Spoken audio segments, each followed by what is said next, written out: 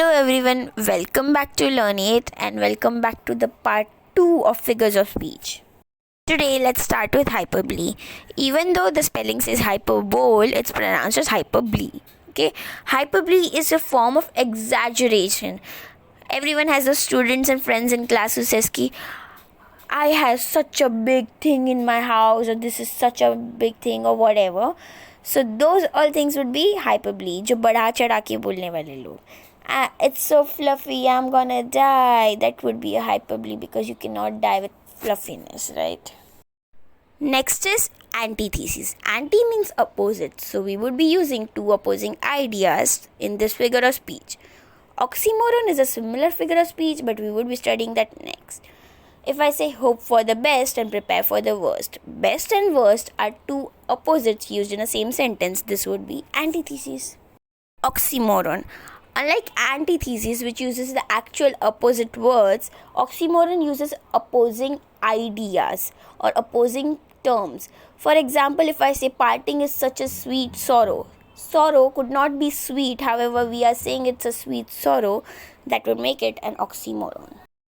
Irony. Everyone knows irony. We use it in our life. But the irony that we use is verbal irony. There are two different types, that is dramatic irony and situational irony. In dramatic irony, it's more like when you know the story and you're expecting something to happen, but exactly opposite of it happens. And the situational irony would be something where a twist is created by something that happens in the story. And who doesn't like a good twist? Verbal irony is what we use every day, saying something and meaning something else.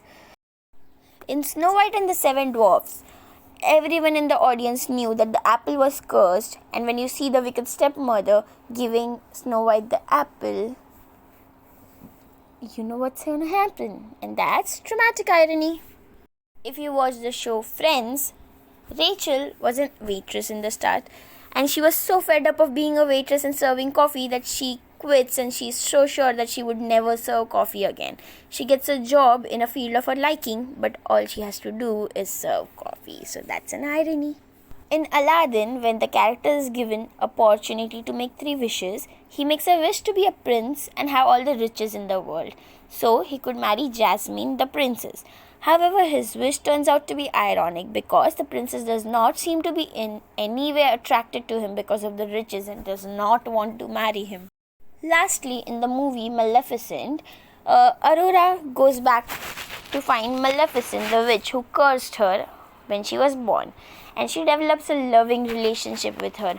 However, when she leaves to go see her father, she ends up in a dungeon pricking her finger with the needle and falling to eternal sleep, therefore fulfilling the curse. This whole time the audience knows about this, and all of these events can be said to bring the effect of dramatic irony in the movie. Pun. Everyone knows about puns, and there are n number of puns available on the internet. Here you play with words to replace it with some other word that sounds similar to it. For example, if you say, that was an emotional wedding, even the cake was in tears.